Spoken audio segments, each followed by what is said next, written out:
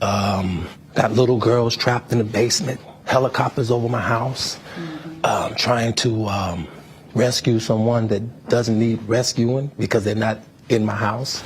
Disgraced R&B singer RKelly was recently taken to the hospital after allegedly being given too much medication by prison staff while in solitary confinement. The 58-year-old born Robert Kelly is currently serving 2 federal sentences for sex trafficking and racketeering, as well as child pornography at Butner Correctional Facility in North Carolina. His current release date is listed as December 21st, 2045, according to the Bureau of Prisons website. In court documents obtained by CNN, Kelly's legal team is again seeking an emergency release from prison, claiming that the Federal Bureau of Prisons is taking active steps to kill him, an accusation the government calls fanciful. The filing from Kelly's team alleges that he was placed in solitary confinement on June 10th, hours after submitting a different emergency release request filing that separately alleged Bureau of Prisons officials had plotted to have another inmate kill Kelly. The filing goes on to state that Kelly took his regular dose of medication on June 12th, but was later instructed by prison staff to take additional medication.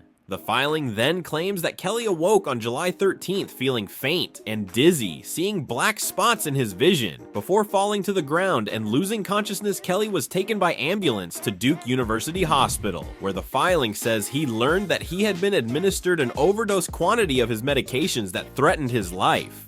Kelly was hospitalized for 2 days, but was then forced to return to prison against his will and against the directives of the doctors before completing additional medical treatment for ongoing blood clot issues. Federal prosecutors accused Kelly of asking for release under the guise of a fanciful conspiracy. They added that the deeply unserious and theatrical motion, which they say was improperly filed, makes a mockery of the harm suffered by Kelly's victims. Kelly's attorney, Bo Brindley, told CNN he was still hoping to pursue some form of intervention from President Donald Trump, who he believes could be sympathetic to his client due to the president's own public legal battle.